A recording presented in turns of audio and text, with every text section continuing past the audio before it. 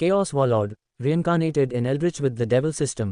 अध्याय 1, वर्ष 1666, Victoria kingdom, outer region, Ironspire stronghold. Whitemore manor के एक खास आरामदायक कोने में भाप से चलने वाले लैंप की गर्म चमक टिमटिमाती हुई अचानक बुझ गई। बिना किसी मानवीय हस्तक्षेप के खिड़कियां खुलीं, जिससे सुरक्षात्मक बाड़ों के पीछे छिपा एक शांत बगीचा दिखाई दिया, जिसमें कुछ पेड़ थे और एक शांत तालाब चुपचाप अंदर बसा हुआ था। यह विनम्र तालाब स्वर्ग का दर्पण था, जो ऊपर के शानदार नज़ारे को दर्शाता था।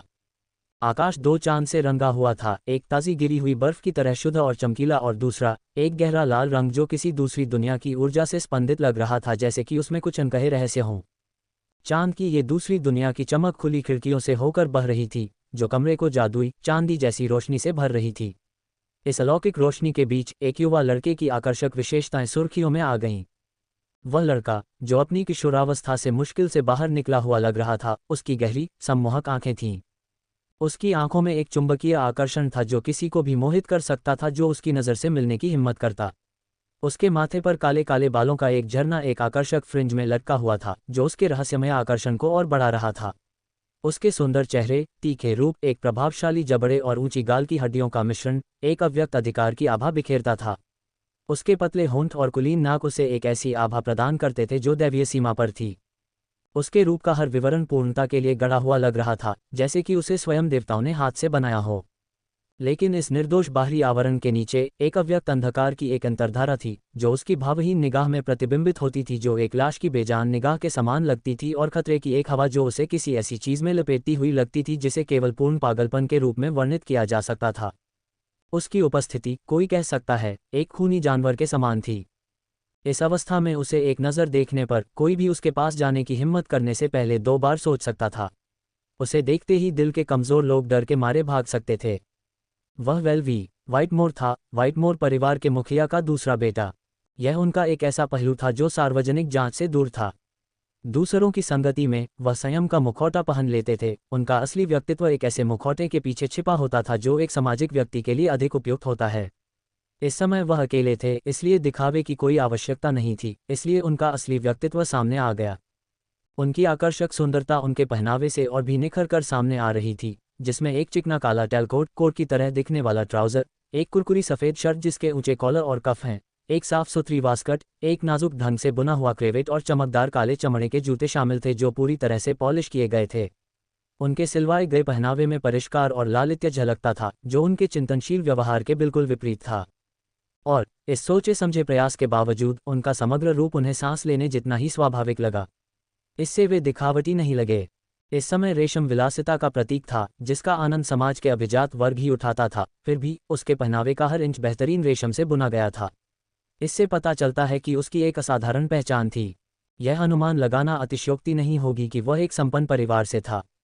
उसने जो पहना था उससे ऐसा लग रहा था कि वह किसी औपचारिक समारोह से लौटा है, और वास्तव में वह लौटा था एक ऐसी आह के साथ जो दुनिया का भार उठाती हुई प्रतीत हो रही थी। वेलवी व्हाइटमोर ने सोचा, रक्तरेखा जागरण अनुष्ठान, जिसका उद्देश्य मेरी महानता की ओर बढ़ना था, वह मेरे पतन का कारण बन गया। आज व्हाइटमोर कबीले के लिए एक महत्वपूर्ण दिन था, लाल चांद की पूजा का दिन। यह एक ऐसा दिन था जिसने व्हाइटमोर परिवार के सभी 16 वर्षीय बच्चों की रक्तरेखा को जागृत किया। व्हाइटमोर की रक्तरेखा को केवल चुड़ैल की औषधि का उपयोग करके ही जागृत किया जा सकता था। इस दुनिया में औषधियों का उपयोग रक्त रेखा प्राप्त करने, जागृत करने या विकसित करने के लिए किया जा सकता है। हालांकि जागृति केवल उन लोगों के लिए संभव थी जो रक्त रेखा उपयोगकर्ताओं के वंशज थे। चुड़ैल की औषधि अपनी खतरनाक प्रकृति के लिए बदनाम थी। ये केवल तब था जब व्हाइटमोर 16 वर्ष के हो गए, मानसिक और शारीरिक रूप से इतने मजबूत माने गए कि वे इसकी भ्रष्ट प्रवृत्तियों का सामना कर सकें, तब वे कौशल उपयोगकर्ताओं के रूप में जागृत होने का प्रयास कर सकते थे। तब भी सफलता का मार्ग निश्चित नहीं था, और असफलता मृत्यु से भी बदतर नियति थी। इस प्रकार केवल तभी जब कोई व्हाइटमोर 16 वर्ष का हो जाता था, उसे खतरनाक अनुष्ठान से गुजरने की अनुमति दी जाती थी। वास्तव में वैकल्पिक औषधियां थीं जो किसी को एक अद्वितीय रक्तरेखा और साथ में कौशल प्रदान कर सकती थीं, लेकिन व्हाइटमोर के लिए ऐसी औषधियां मौत की सजा थीं। उनकी अपनी रक्तरेखा निष्क्रिय या सक्रिय नई औषधि के प्रभावों को हिंसक रूप से अस्वीकार कर देती थी, जिसके परिणामस्वरूप एक घातक विस्फोट होता था जो उनके शरीर को नष्ट कर देता था और आसपास के लोगों को भी नुकसान पहुंचाता था। वेल ने याद किया कि आज क्या हुआ था। चुड़ैल की औषधि लेने के बाद व्हाइटमोर में से जो लोग औषधि के भ्रष्टाचार से बचने में सक्षम नहीं थे, उन्हें एक भयानक परिवर्तन का सामना करना पड़ा। मनुष्यों से वे मानवता के किसी भी आभास से रहित प्राणियों में बदल गए, केवल व्हाइटमोर के रक्तरेखा उपयोगकर्ताओं द्वारा तुरंत मारे जाने के लिए। फिर भी जिन लोगों ने औषधि के भयावह प्रभाव का सफलतापूर्वक विरोध किया था, उनकी रक्तरेखा जागृत हुई और उन्होंने रक्तरेखा कौशल प्राप्त किए, जिसके परिणामस्वरूप व्हाइटमोर पदानुक्रम में उनकी स्थिति आसमान छू गई। वेल ने इस वर्ष के रक्तरेखा जागरण अनुष्ठान में भी भाग लिया था। वेल कम उम्र से ही शिक्षा और एथलेटिक्स में अपने प्रभावशाली ट्रैक रिकॉर्ड के साथ व्हाइटमोर का स्वर्णिम बालक था। उनकी उम्मीदें बहुत अधिक थीं, उन्हें पूरा विश्वास था कि वह उनके वंश के लिए स्वदेशी कुछ शक्तिशाली कौशल को अनलॉक करेगा। आखिरकार अपने वंश को जगाने से पहले कोई कितना उत्कृष्ट था, ये निर्धारित करता है कि उसके वंश को जगाने की कितनी अधिक संभावना है। हालांकि नियति का पालन करने के लिए एक अलग ही पटकथा थी। वेल के वर्षों के सर्वश्रेष्ठ प्रयासों, त्रुटिहीन वंश और चुड़ैल की औषधि की सहायता के बावजूद उसे अपने ही खून से खामोशी मिली। आमतौर पर एक व्हाइटमोर या तो अपने व्हाइटमोर वंश को जगाता या राक्षस में बदल जाता, लेकिन चुड़ैल की औषधि लेने के बाद वेल को कुछ भी अनुभव नहीं हुआ, न तो भ्रष्टाचार और न ही जागृति। वेल जैसा मामला वास्तव में दुर्लभ था, यहाँ तक कि अभूतपूर्व भी। इसने अनगिनत लोगों को हैरान और निराश कर दिया। प्रतिभाशाली युवा मास्टर 16 साल की उम्र में सम्मान से गिर गया। ये शुरुआत मेरे पिछले जीवन में पढ़े गए वेब उपन्यासों से अजीब तरह से मिलती जुलती है, वेल ने सोचा। जैसा कि कोई भी पहले ही बता सकता है, वेल अपने पिछले जीवन की यादों के साथ पैदा हुआ था। वह एक पुनर्जन्म था। अपने पिछले जीवन में वह पृथ्वी से था। वहाँ वह एक खूंखार सरदार था जो भाड़े के सैनिकों की एक विशाल सेना का नेतृत्व कर रहा था। जब विश्व युद्ध 3 शुरू हुआ, तब वह एक राजा की तरह रह रहा था। तीसरे विश्व युद्ध की शुरुआत के साथ राष्ट्र तेजी से टूट गए। वेल एक निर्दयी और निर्दयी व्यक्ति था और युद्ध का समय उसके लिए बेहद फायदेमंद था। फिर भी चाहे वह कितना भी शक्तिशाली और महान क्यों न हो, वह अभी भी एक नश्वर था। एक परमाणु विस्फोट का शिकार होकर वह परलोक में चला गया। उसने सोचा, उसके हाथ निर्दोष और दोषी दोनों तरह के लोगों के खून से सने हुए हैं, उसका शाश्वत विश्राम स्थल निश्चित रूप से नरक की सबसे गहरी परत में होगा। लेकिन जीवन, या बल्कि परलोक, ने उसे एक कर्वबॉल फेंक दिया। नरक में उतरने के बजाय उसने खुद को एक महिला के गर्भ गर्भ में पाया, एक छोटे भ्रूण के रूप में पुनर्जन्म हुआ। उसके पवित्र फूल से एक नए जीवन में धकेले जाने के बाद उसे अपनी नई वास्तविकता की प्रकृति को समझने में पूरा 1 साल लग गया। यहाँ रक्तरेखा उपयोगकर्ताओं को सम्मानित किया जाता था, जबकि साधारण लोगों के साथ गंदगी जैसा व्यवहार किया जाता था। इस प्रकार इस दुनिया में आने के बाद वेल हमेशा एक रक्तरेखा उपयोगकर्ता की स्थिति के लिए तरसता था, एक ऐसी स्थिति जो उसे अपने भाग्य पर नियंत्रण प्रदान करेगी। लेकिन एक व्हाइटमोर होने के नाते उसे रक्तरेखा जागरण अनुष्ठान में भाग लेने के लिए 16 साल तक इंतजार करना पड़ा। हालांकि इसका परिणाम चेहरे पर तमाचा था। उसे एक सामान्य व्यक्ति करार दिया गया, एक ऐसा व्यक्ति जो रक्तरेखा प्राप्त करने या जागृत करने में असमर्थ था, चाहे वह किसी भी औषधि का उपयोग करे। उसके अनुग्रह से गिरने के बाद उसके तथाकथित दोस्तों ने उसके साथ सभी संबंध तोड़ दिए, उसके ईर्ष्यालु साथियों ने उसे नीचे गिरा दिया और उसके पिता ने उससे मुंह मोड़ लिया। अब जबकि उसे एक सामान्य व्यक्ति के रूप में देखा जाने लगा था, वेल को उससे कोई सहायता या सांत्वना नहीं मिली। ऐसा नहीं है कि उसे इसकी परवाह थी। इसके अलावा उसे जन्म से ही कबीले से जो सुरक्षा मिल रही थी, वह भी छीन ली गई है। अब तक वह इस अजीब दुनिया के हानिकारक तत्वों के प्रति पूरी तरह से असुरक्षित था। मेरा जीवन भले ही अस्त व्यस्त हो, लेकिन मेरे पास अभी भी एक जीवन रेखा है जिसे मैं पकड़ सकता हूँ। उसके पास अभी भी इस स्थिति से बचने का एक तरीका था। वह एक डेस्क के बगल में बैठा था। उसके सामने एक फटी हुई कवर और पीले पन्नों वाली एक घिसी हुई काली किताब थी। ऐसा लग रहा था कि यह किताब अनगिनत सालों से चली आ रही है और इसमें एक भयावह आभा है जो अधिकांश लोगों को परेशान करने के लिए पर्याप्त है। हालांकि वेल इसके भयानक माहौल से अप्रभावित था, जैसे कि उसके पास डर महसूस करने की क्षमता की कमी थी, जो उसके असंवेदनशील गुण का परिणाम था। ये प्राचीन, जीर्ण शीर्ण काली किताब गायब होने से पहले उसकी मां की ओर से एक विदाई उपहार थी। चूंकि ऐसा लग रहा था कि इस पर कुछ भी नहीं लिखा है, इसलिए वेल को छोड़कर सभी ने इस किताब को बेकार समझ लिया। किसी अस्पष्ट कारण से केवल वही इसके अंदर और कवर पर लिखे पाठ को देख और पढ़ सकता था। इसका शीर्षक था शैतान का तंत्र। ये कलाकृति अपने उपयोगकर्ता को शैतानी शक्तियां प्रदान करने का दावा करती थी, बशर्ते कि वे इसके योग्य समझे जाएं। हालांकि इसे सक्रिय करने के लिए किसी को एक भारी कीमत चुकानी पड़ती थी, जो कि उनकी आधी दृष्टि थी। ऐसी अजीबोगरीब स्थिति ने वेल को पुस्तक की ईमानदारी पर सवाल उठाने पर मजबूर कर दिया। यह एक मजाक के रूप में हास्यास्पद लग रहा था, इसलिए उसने इसे सक्रिय करने का कभी प्रयास नहीं किया। वह संभावित जंगली हंस के पीछा में अपनी आधी दृष्टि खोने के लिए तैयार नहीं था। हालांकि अब ऐसा लग रहा था कि ग्रिम रीपर उसके लिए अपनी दरांती तेज कर रहा था। एक सामान्य व्यक्ति के रूप में उसके परिवार की सुरक्षा अब उसके लिए आनंद लेने के लिए नहीं थी। ये दुनिया असंख्य अजीबोगरीब संस्थाओं से भरी हुई थी और अगर उसे किसी से सामना करने का दुर्भाग्य हुआ तो मृत्यु निश्चित थी। इस प्रकार उसे इस अजीब दुनिया के हानिकारक तत्वों से खुद को बचाने के लिए तत्काल शक्ति की आवश्यकता थी जो पृथ्वी से बहुत अलग थी। आसन मृत्यु के सामने कलाकृति को सक्रिय करने के लिए अपनी आधी दृष्टि का बलिदान करने का विकल्प अचानक बहुत कठिन नहीं लगा। इसलिए शांत भाव से उसने अपनी आंख की ओर हाथ बढ़ाया।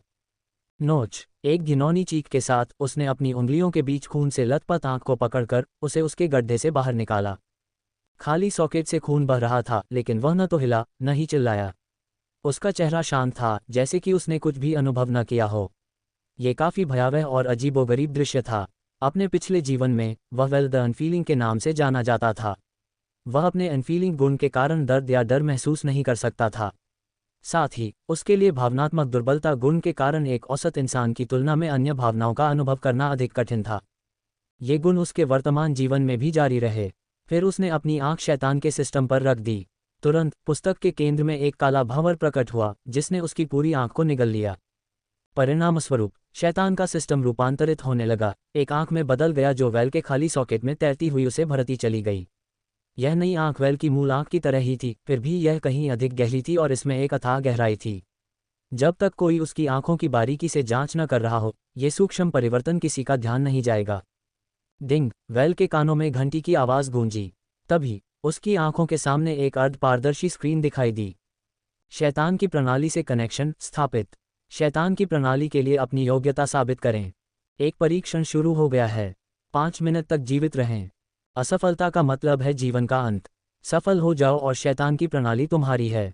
जैसे ही उसने आखिरी पंक्ति पढ़ी, कमरे में भाप से चलने वाला दीपक, जो पहले रहस्यमय तरीके से बंद हो गया था, वापस जल उठा, जिससे कमरे के चारों ओर एक अजीब सी रोशनी फैल गई। वेल की आंखें सहज रूप से दीपक की ओर चली गईं। इसकी पीतल की नींव और कांच की ढाल चांद की रोशनी में चमक रही थी। कुछ देर पहले यह अपने आप बंद हो गया था और अब यह अपने आप वापस जीवित भी हो गया। क्या ये खराबी थी? वेल जानता था कि ऐसा नहीं था। यहाँ कुछ और चल रहा था, कुछ भयावह। उसका निष्कर्ष तब सही साबित हुआ जब दीपक की रोशनी भयावह लाल रंग की ओर बढ़ने लगी। दिलचस्प, वेल ने टिप्पणी की। उसका स्वर शांत था। उसकी निगाहें कमरे में इधर उधर घूम रही थीं, किसी भी संभावित खतरे के प्रति सतर्क। वह इस दुनिया से अनजान नहीं था, जहाँ खतरे अचानक से आ सकते थे, शैतानों और राक्षसों से भरी दुनिया। उसे हमेशा सतर्क रहना था, हमेशा। अचानक उसके दरवाजे पर दस्तकों की एक श्रृंखला ने उसके विचारों को बाधित कर दिया। एक अलग रटाटैट। कौन है? वेल ने पुकारा। दस्तक लगातार जारी रही, तेज होती गई, लगभग मान करती हुई। उसका चेहरा गहरा होता गया। अब बोलो, नहीं तो तुम्हें आगे जो होगा वो पसंद नहीं आएगा। कौन है? फिर भी कोई जवाब नहीं, केवल उसके दरवाजे पर लगातार दस्तक, लगभग एक दुर्जेय, गैर मानवीय बल द्वारा। वेल बिना डरे दरवाजे की ओर बढ़ा। जो कुछ भी उसका इंतजार कर रहा था, वह उसका सामना करने के लिए तैयार था। हालांकि जैसे ही उसका हाथ हैंडल की ओर बढ़ा, एक विचित्र दृश्य सामने आया। दरवाज़ा खून से लथपथ लग रहा था और एक भयावह लाल रंग में बदल गया, जैसे कि उसके दाने से खून रिस रहा हो। कोई भी आम आदमी इस दृश्य को देखकर डर से कांप उठता, लेकिन वेल नहीं। वह बस पीछे हट गया, अपनी आलीशान पोशाक को दागदार नहीं करना चाहता था। उसकी कमजोरी के संकेत के रूप में उसके पीछे हटने की व्याख्या करते हुए अंधेरे की किरणें दरवाजे के किनारों से घुसने लगीं। रेंगते हुए कीड़ों के झुंड की तरह वे कमरे में घुस गए, फिर एक साथ मिलकर वेल जितनी लंबी एक राक्षसी आकृति बना ली। शुद्ध अंधकार से गढ़ी गई एक आकृति वेलवी व्हाइटमोर के सामने खड़ी थी, जिसके किनारे हिल रहे थे और तरल थे जैसे स्याही पानी में बह रही हो। इसकी जुड़वां भुजाएं एक रीपर की दरांती की तरह तीखी और घातक, भयानक लाल लैंप के नीचे अशुभ रूप से चमक रही थीं। प्राणी को पहचानते हुए वेल ने बड़बड़ाया, एक छाया शैतान है ना? एल्ड्रिच को संतृप्त करने वाली अराजकता और नकारात्मकता से पैदा हुए शैतानों ने खुद को मजबूत करने के लिए जीवन शक्ति का सेवन किया, अंततः मूर्त प्राणियों में विकसित हुए जो शारीरिक नुकसान पहुंचाने में सक्षम थे। सामान्य लोग ऐसे मुठभेड़ों से डरते थे क्योंकि अगर वे किसी मुठभेड़ का सामना करते तो उनकी मृत्यु निश्चित थी। मैं समझता हूं, तो ये तुम हो जिसके खिलाफ मुझे 5 मिनट तक जीवित रहना है, वेल ने धमकी देने वाले प्राणी को देखते हुए सोचा। वूश! एक पल में उस इकाई के अचानक हमले से कमरे की खामोशी बिखर गई। वेल पर झपटने के दौरान इसकी तेज, शिकारी हरकतें मंद रोशनी में धुंधली हो गईं। अचानक हुए हमले के बावजूद वेल का धैर्य डगमगाया नहीं। जीवित रहने की तीव्र प्रवृत्ति से प्रेरित उसके शरीर ने समय रहते घातक हमले को चकमा दे दिया। यह एक बाल बाल बच जाना था, वेल ने सोचा। जीव के हमले के झोंके को महसूस करते हुए वह पीछे की ओर कूदा, लेकिन मौत से बस कुछ इंच की दूरी से बच गया। अगर कोई सामान्य व्यक्ति वेल की जगह होता तो वह पहले ही शौच कर चुका होता। हालांकि डर के बजाय उसके अंदर एड्रेनालाइन का संचार हुआ, जिसने उसकी इंद्रियों को और अधिक केंद्रित कर दिया। वेल का स्वभाव उसे सामान्य लोगों से अलग करता था। डर की अनुपस्थिति, हालांकि असामान्य थी, ऐसी अनिश्चित स्थितियों में काम आई। जहां अन्य लोग डर से जम जाते, वेल ने अपना धैर्य बनाए रखा। उनके स्पष्ट दिमाग और अडिग फोकस ने उन्हें एक ऐसी बढ़त दी जिसके बारे में अन्य लोग, चाहे वे सामान्य लोग हों या रक्त संबंधी उपयोगकर्ता, केवल सपने ही देख सकते हैं। तुम में कुछ अजीब बात है। मैं तुम्हारे अंदर कुछ अपनापन महसूस कर सकता हूँ। ऐसा लगता है जैसे तुम इंसान नहीं बल्कि इंसानी त्वचा में शैतान हो। अशुभ छाया शैतान ने कहा। ऐसा लगता है कि उसे वेल के अस्तित्व में असंगति का पता चल गया है। मेरी माँ ने इससे भी बुरा कहा था, वेल ने एक अलग स्वर में कहा। जब मैं 3 गर्मियों का बच्चा था तब उसने मेरा नाम राक्षस रखा था। राक्षस हो या न हो, हमारे द्वारा प्रेतवाधित तुम्हारा विनाश अवश्यंभावी है, छाया शैतान ने स्पष्ट रूप से कहा। प्रत्येक शब्द एक स्पष्ट धमकी से भरा हुआ था। वेल ने शैतान पर एक नज़र डाली और फिर अपनी नज़र खून से लाल दरवाजे पर घुमाई। संवाद को जोड़ते हुए उसने अनुमान लगाया कि वे एक नहीं बल्कि 2 शैतान थे जो उसे परेशान करने आए थे। उसकी आंखें एहसास से चमक उठीं। तुम ही वह कुख्यात जोड़ी हो जो हमारे घर में अराजकता फैला रही हो। अच्छा अनुमान, अब मर जाओ। छाया शैतान, वेल के चकमा देने वाले पैंतरेबाजियों से विचलित हुए बिना, एक और हमला किया। उसके लगातार हमलों ने उसे मुश्किल से ही बचने की जगह दी। फिर भी वेल ने हर हमले का सामना तेजी से, सुंदर तरीके से किया। उसकी हरकतें एक अनुभवी नर्तक की तरह सहज थीं। हालांकि हर गुजरते पल के साथ भागने के उसके विकल्प सीमित होते जा रहे थे, और जल्द ही उसने पाया कि उसकी पीठ डेस्क के बगल में रखी कुर्सी के लकड़ी के फ्रेम से दबी हुई है। उसका पीछे हटने का रास्ता अवरुद्ध हो गया था, जिससे उसके पास अतिक्रमण करने वाले खतरे का सामना करने के अलावा कोई विकल्प नहीं बचा था, या ऐसा ही लग रहा था। इसे हथियार के रूप में इस्तेमाल किया जा सकता है। वेल ने स्थिति का तुरंत आकलन किया, यह महसूस करते हुए कि कुर्सी को हथियार के रूप में इस्तेमाल किया जा सकता है। उसने कुर्सी के सिर को पकड़ लिया। कुर्सी उसके पीछे थी और उसके हाथ नज़र से ओझल थे। छाया शैतान वेल की योजनाओं से बेखबर था। धैर्यपूर्वक वेल ने अपना समय बिताया, हमला करने के लिए सही क्षण की प्रतीक्षा की। देखना ही विश्वास करना है। छाया शैतान को यकीन था कि उसका शिकार फंस गया है। वह वेल की ओर फिर झपटा, उसकी धारदार भुजाएं उसे मारने के लिए तैयार थीं। हालांकि वेल ने उस पर झपटने से पहले ही अपना कदम बढ़ा दिया था। उसने अपनी पूरी ताकत से कुर्सी को घुमाया, उसकी शारीरिक शक्ति ने गति को बढ़ाया। कुर्सी एक शापित पेड़ से बनी थी जो कि चेतना प्राप्त कर चुका था और जोशुआ ने व्यक्तिगत रूप से उसे नीचे गिराया था। यह सामान्य लकड़ी से 20 गुना अधिक सघन थी। यह इतनी भारी थी कि अगर वेल थोड़ा भी कमज़ोर होता तो वह इसे इधर उधर नहीं कर पाता। धमाका! कुर्सी के छाया शैतान के विचित्र रूप से टकराने पर कमरे में जोरदार टक्कर की आवाज़ गूंज उठी। आहा! प्राणी दर्द से चीख उठा क्योंकि वह अपने पैरों से गिर गया था और ज़मीन पर गिर गया था। जब वेल की छाया उस पर पड़ी तो वह ज़मीन पर तड़प रहा था। तुमने गलत आदमी के साथ पंगा ले लिया। धमाका! उफ! धमाका! धमाका! वेल ने अपना हमला फिर से शुरू किया और कुर्सी से लगातार नीचे गिरे हुए प्राणी पर वार किया। लकड़ी के टुकड़े और प्राणी की पीड़ा भरी चीखें कमरे में गूंज रही थीं, क्योंकि वेल ने शैडो डेविल पर लगातार वार किए। उसने उसे संभलने या पलटवार करने का कोई मौका नहीं दिया और उसे बेसुध कर दिया। हालांकि वेल के प्रहारों की तीव्रता के कारण कुर्सी टूट गई और उसके हाथ में केवल टुकड़े रह गए। छाया शैतान ने वेल के हथियार के नुकसान को महसूस करते हुए अपनी ताकत जुटाई। इस नए अवसर पर जवाबी हमला करने के लिए तैयार था, लेकिन तभी वेल ने कुछ ऐसा किया जिससे उसका खून ठंडा हो गया। पुची! मांस के छिदने की आवाज़। वेल ने शांत भाव से कुर्सी के अवशेषों को शैतान के छाया रूप में घुसा दिया। उसने टुकड़ों को वापस खींच लिया और फिर से उन्हें अंदर डाल दिया। इस दुष्चक्र को तब तक दोहराया जब तक कि छाया शैतान पतले काले धागों में विघटित नहीं हो गया और पीछे एक घिनौनी बदबू छोड़ गया। लगता है कि मुझे स्कूल में जो सिखाया गया था वह सच है। छाया शैतानों को आसानी से मारा जा सकता है अगर उन्हें नुकीला कर दिया जाए, वेल ने पराजित दुश्मन पर एक उदासीन नज़र डालते हुए कहा। हालांकि जीत ने अपना असर दिखाया। वेल के शरीर से पसीना टपक रहा था, उसके कपड़े उसके शरीर से चिपके हुए थे और उसके बाल पसीने से भीगे हुए थे, लेकिन उसने कमजोरी का कोई संकेत दिखाने से इनकार कर दिया। कमजोरी का दिखावा घातक हो सकता था क्योंकि वह एक दुश्मन की मौजूदगी में था। धीरे धीरे वेल ने अपनी नज़र खून से सने दरवाजे की ओर घुमाई। अगली बारी तुम्हारी है, उसने धमकी भरी आवाज़ निकाली। मानो उसकी घोषणा पर प्रतिक्रिया करते हुए दरवाजे पर लगा खून तेजी से फैल गया, लैंप की अशुभ लाल चमक कम हो गई और कमरा सामान्य हो गया। वेल ने देखा कि छाया शैतान के साथ उसे परेशान करने के लिए यहाँ आया खौफनाक रक्त शैतान जल्दी से पीछे हट गया।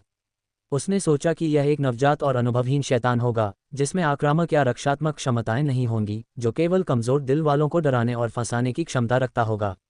यही कारण है कि अपने दुर्जय सहयोगी के हारने के बाद उसने जो पहला काम किया वह भागना था। भाग्यशाली कमीना, उसने उसका पीछा नहीं किया क्योंकि उसे पूरी जानकारी थी कि वह उसे पकड़ नहीं सकता।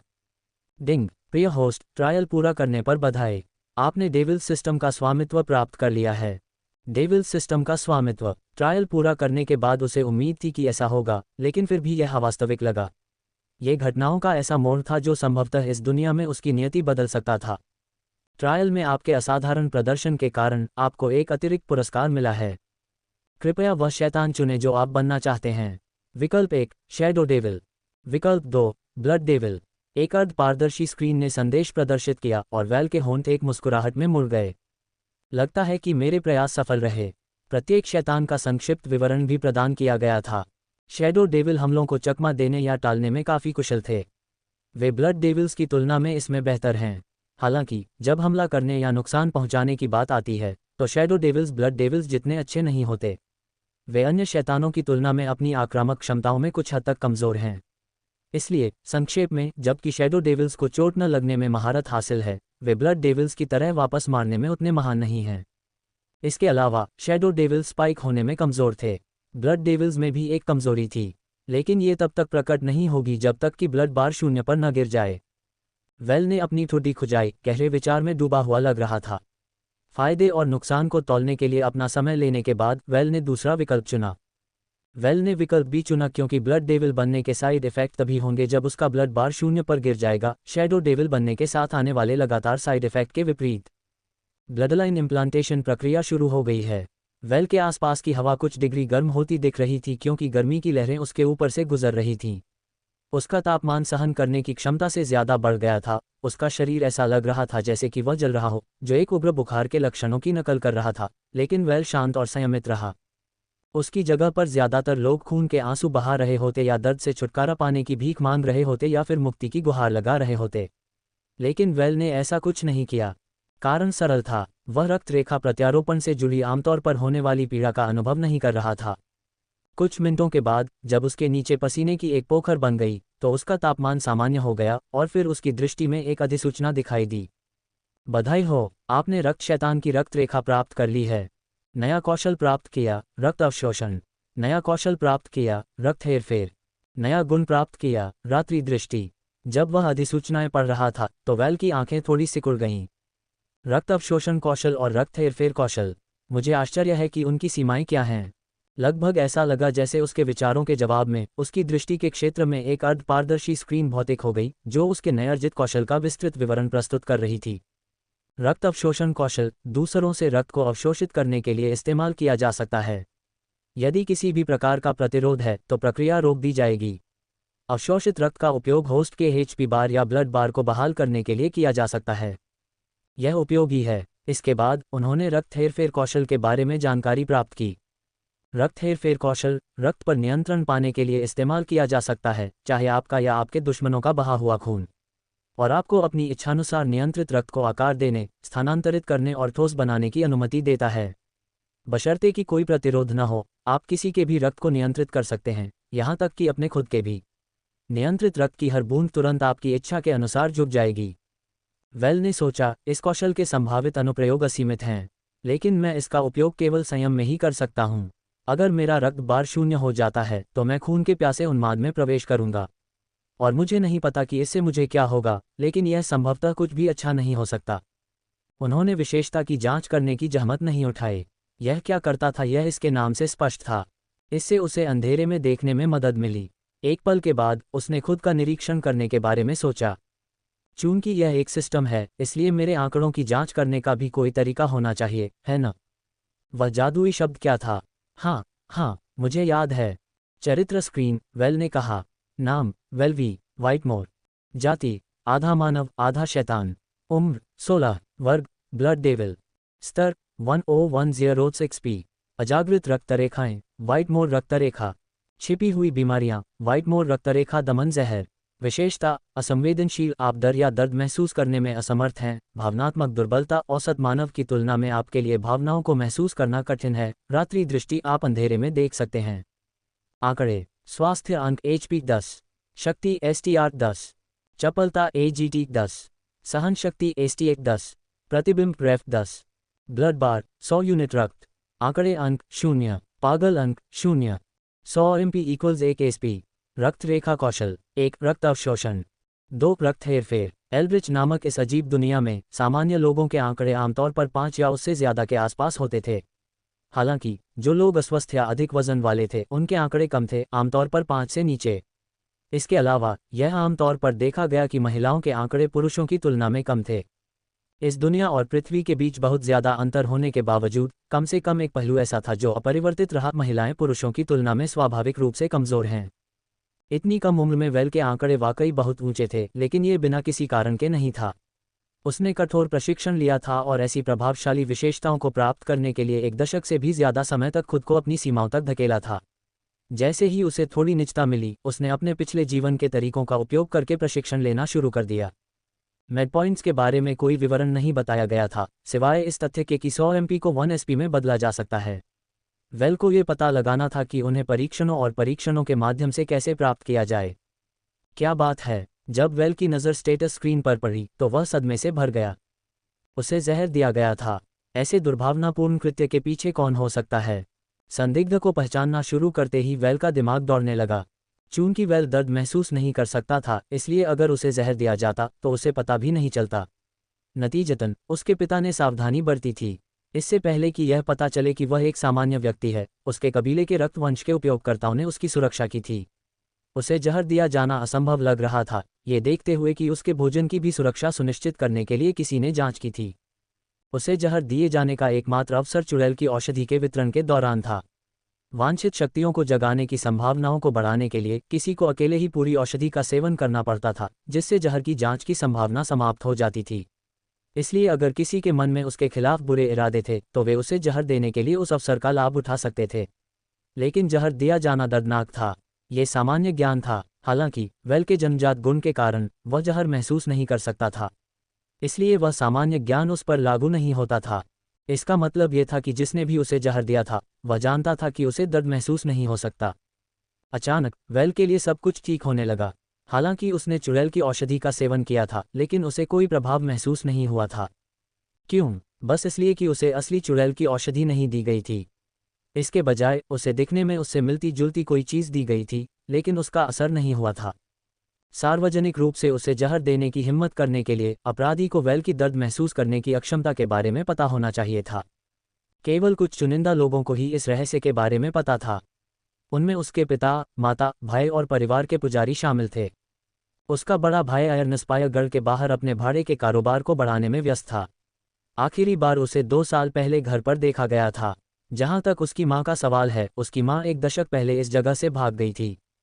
वे दोनों इसके पीछे नहीं हो सकते। और हालांकि पिता लालची हैं, लेकिन वे मेरे जैसे मूल्यवान संसाधन को नुकसान पहुंचाने का जोखिम नहीं उठाएंगे। उन्हें भी इसके पीछे नहीं होना चाहिए। एक और संदिग्ध को मार दिया गया। एकमात्र बचा हुआ संदिग्ध अभिशप्त पुजारी था, जिसे उसके पिता ने 6 साल की उम्र में उसके कथित दोषों को ठीक करने के लिए काम पर रखा था। बेशक वह भी वेल को ठीक करने के अपने प्रयासों में विफल रहा था।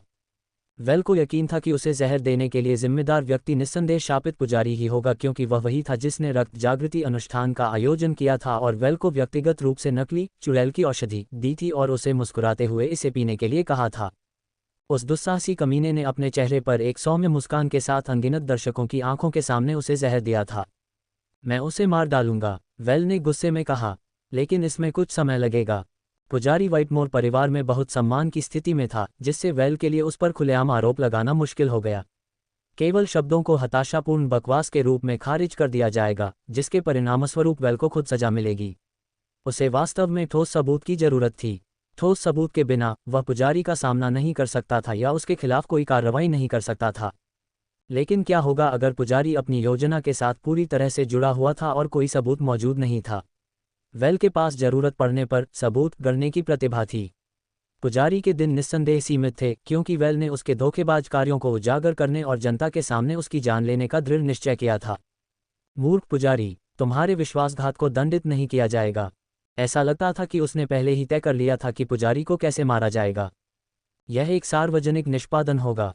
रते-टैट दरवाजे पर अचानक जोरदार दस्तक हुई, जिसने वेल को उसके जानलेवा विचारों से बाहर निकाल दिया। कौन है? वेल ने सवाल किया। उसकी आवाज़ में झुंझलाहट और जिज्ञासा का मिश्रण था। यह मैं हूँ, युवा स्वामी, दूसरी तरफ से परिचित आवाज़ आई। बिना किसी हिचकिचाहट के वेल ने दरवाज़ा खोला, जिससे व्हाइटमोर परिवार के सम्मानित हेड बटलर रेजिनाल्ड एशवर्थ का प्रभावशाली व्यक्तित्व सामने आया। रेजिनाल्ड के चेहरे के भाव तीखे थे, जो ऊंचे गालों और मजबूत जबड़े की रेखा से और भी ज्यादा उभरे हुए थे। सीधे खड़े होने से ही वह अधिकार की भावना से भर जाता था। उसके पीछे की ओर खींचे हुए काले बाल और तीखी भूरी आंखें उसकी दुर्जय उपस्थिति में चार चांद लगा रही थीं, और वह एक सच्चे सज्जन व्यक्ति की छवि को दर्शाता था, क्योंकि वह एक सावधानीपूर्वक सिलवाया गया काला सूट, कुरकुरी सफ़ेद शर्ट और एक चिकनी काली टाई पहने हुए था। वह एक सच्चे सज्जन व्यक्ति की छवि को दर्शाता था। अंत में उसके लेपल पर प्रमुखता से व्हाइटमोर परिवार का प्रतिष्ठित प्रतीक प्रदर्शित था, एक सींग वाले हिरण का चांदी का प्रतिनिधित्व। दरवाजा खुलने के बाद रेजिनाल्ड की नज़र अनायास ही वेल के कमरे की अस्त व्यस्त स्थिति पर पड़ी, और उसके चेहरे पर एक आश्चर्य का भाव उभर आया। यहाँ क्या हुआ है, युवा स्वामी? आपका कमरा इतना अव्यवस्थित क्यों है? उसने पूछा। वेल ने कंधे उचकाते हुए कहा, मानो यह कोई बड़ी बात नहीं है, ये कुछ अवांछित मेहमानों के लिए शिष्टाचार है। अवांछित मेहमान? आपने उनके लिए क्या किया? रेजिनाल्ड ने पूछा। एक को टूटी हुई कुर्सी के अवशेषों से मार डाला। दूसरा अपने साथी को मरता देख इतना भयभीत हो गया कि वह जल्दी से भाग गया। वेल ने कंधे उचकाते हुए कहा, मानो यह कोई बड़ी बात नहीं है। वेल के एक को मारने के बेपरवाह वर्णन से रेजिनाल्ड को तुरंत एहसास हुआ कि वे शैतानों से निपट रहे थे। उसकी आंखें तश्तरियों के आकार की हो गईं। बिना किसी विशेष शक्ति के शैतान को मारना, ये कुछ और ही है, युवा महोदय। आप अपनी उम्र के अधिकांश लोगों की तुलना में अधिक मजबूत और तेज हैं। बहुत से प्रतिभाशाली लोग आपके शरीर के लिए कुछ भी देने को तैयार हैं। ये वास्तव में अफसोस की बात है कि आप ब्लडलाइन उपयोगकर्ता नहीं हैं। बस संभावनाओं के बारे में सोचो। चलो गपशप बंद करो, तुम इस अपवित्र समय पर यहाँ क्यों हो? वेल ने बीच में टोका। भगवान तुम्हें देखना चाहते हैं, बटलर ने उत्तर दिया। उसकी आवाज़ में गंभीरता थी। केवल एक व्यक्ति था जिसे रेजिनाल्ड ने भगवान के रूप में संदर्भित किया। वह व्यक्ति व्हाइटमोर परिवार का मुखिया और वेल का पिता था। वेल जानता था कि अपने पिता को इंतजार नहीं करवाना चाहिए, इसलिए उसने तुरंत जवाब दिया, बहुत अच्छा, आगे बढ़ो। वाल बटलर के पीछे पीछे उसके पिता के अध्ययन कक्ष में गया। बटलर ने दरवाज़ा खोला और वाल को अंदर आने का इशारा किया। कृपया आगे बढ़ो, बटलर ने विनम्रतापूर्वक कहा। धन्यवाद, वाल ने कृतज्ञता भरी मुस्कान के साथ अध्ययन कक्ष में कदम रखते हुए उत्तर दिया। अध्ययन कक्ष फर्श से लेकर छत तक फैली किताबों की अलमारियों से भरा हुआ था, जिसमें विभिन्न आकार और साइज की रंग बिरंगी किताबें रखी हुई थीं, और ऊंची खिड़कियों से हल्की धूप छनकर आ रही थी, जो कमरे के बीच में रखे खूबसूरत पॉलिश किए हुए महोगनी डेस्क पर एक गर्म और आकर्षक चमक बिखेर रही थी। डेस्क के पीछे वाल के पिता बैठे थे, एक ऐसे व्यक्ति जिनकी शक्ल आकर्षक नहीं कही जा सकती थी। उनके दांत टेढ़े और पीले थे, जो करीने से कटी हुई मूंछों के नीचे से झांक रहे थे, और उनकी नाक पर चश्मा टेढ़ा मेढ़ा था, जो सिर्फ एक आंख के लिए डिज़ाइन किया गया था। उनके बालों और आंखों के रंग को छोड़कर वेल का अपने पिता से कोई मेल नहीं था, इसलिए ये स्पष्ट था कि वेल का प्रभावशाली रूप उसकी मां की देन था। बैठ जाओ, जोशुआ ने अपनी डेस्क के सामने कुर्सी की ओर इशारा करते हुए आमंत्रित किया। वेल ने आज्ञा मानी और प्रस्तावित सीट पर बैठ गया। अब क्या तुम्हें कोई अंदाज़ा है कि मैंने तुम्हें क्यों बुलाया है? जोशुआ ने पूछा। सच कहूं तो मुझे कुछ नहीं पता। वेल ने अपना सिर हिलाया, उसकी भौहों पर हल्का सा झुर्रियां उभर आईं। जोशुआ आगे की ओर झुका, उसकी आंखें बिना पलक झपकाए और तीव्र थीं। फिर उसने एक ऐसा सवाल पूछा जिसने वेल की गहरी यादों को झकझोर दिया। तो क्या तुम्हें याद है कि जब तुम सिर्फ 3 साल के थे तो मैंने तुम्हारा नाम बदलकर वेल क्यों रख दिया था? वेल का दिमाग अपने बचपन की यादों में वापस चला गया। उसे याद आया कि कैसे उसकी मां ने शुरू में उसका नाम मॉन्स्टर रखा था। जब उसने भीड़ से अलग दिखने का प्रयास किया, अविश्वसनीय रूप से कम उम्र में धारा प्रवाह चलने और बोलने लगा तथा हर पहलू में अपने साथियों से आगे निकल गया, तभी उसके पिता ने उसका नाम बदलकर वेल रख दिया। आपने राजा बनने की कल्पना की थी, वेल ने उत्तर दिया, और मुझ में राजा बनने की क्षमता देखी। इसलिए आपने मेरा नाम राजा वेलेरियस के नाम पर रखा, जो राज्य के संस्थापक और पहले राजा थे। लेकिन अब जब आप मेरी उम्मीद के मुताबिक असाधारण नहीं बन पाए हैं, तो मुझे नहीं लगता कि यह भाग्य कैसे पूरा हो सकता है, जोशुआ ने निराशा के साथ कहा। इसलिए मैं आपका मूल नाम वापस ले लूंगा और व्हाइटमोर परिवार के दूसरे युवा स्वामी होने के नाते आपको मिलने वाले विशेषाधिकारों को रद्द कर दूंगा। वह क्षण भर के लिए रुका और फिर एक अडिग निगाह से आगे बढ़ा। अब से आपको वेल नाम का उपयोग करने की मनाही है। इसके बजाय आप उस नाम पर वापस लौटेंगे जो आपकी माँ ने आपको मूल रूप से दिया था। क्या ये स्पष्ट है? चूंकि आप इसे वापस चाहते हैं, तो मैं कौन होता हूँ मना करने वाला? वेल, जिसे अब एक बार फिर मॉन्स्टर के नाम से जाना जाता है, ने स्वीकृति में सिर हिलाया। हालांकि ऐसा लग सकता है कि वेल को सक्रिय होने और अपने पत्ते टेबल पर रखने से बहुत कुछ हासिल होने वाला था, लेकिन वास्तव में ऐसा नहीं था। जोशुआ न केवल एक अयोग्य पिता था, बल्कि एक संदिग्ध और नैतिक रूप से विक्षिप्त व्यक्ति भी था, जिसके हाथों पर कई निर्दोष लोगों का खून था। उसने शांतिपूर्ण तरीकों से आयरनस्पायर गढ़ के शासक के रूप में अपना पद प्राप्त नहीं किया था, बल्कि उसने व्हाइटमोर परिवार के प्रभुत्व को स्थापित करने के लिए अनगिनत व्यक्तियों को बेरहमी से खत्म कर दिया था। उसके जैसा कोई भी व्यक्ति अपने बेटे के सौभाग्य को चुराने में संकोच नहीं करेगा। इसलिए खुद को बचाने के लिए वेल ने चुप रहना और अपने हाल के अनुभवों के बारे में कोई भी जानकारी न देने का फैसला किया। हालांकि वह अपनी शक्ति को बहुत लंबे समय तक छिपाने का इरादा नहीं रखता था। उसके पास जोशुआ को यह विश्वास दिलाने का एक तरीका था कि उसने व्हाइटमोर ब्लडलाइन को जगाया है, लेकिन उस योजना को सफल बनाने के लिए उसे अपनी शारीरिक शक्ति बढ़ाने की जरूरत थी। ऐसा कैसे करना है, इसके लिए उसने पहले से ही एक योजना बना रखी थी। उसे बस उस पर अमल करने की जरूरत थी। लेकिन जैसा कि किस्मत में लिखा था, वह परेशान था।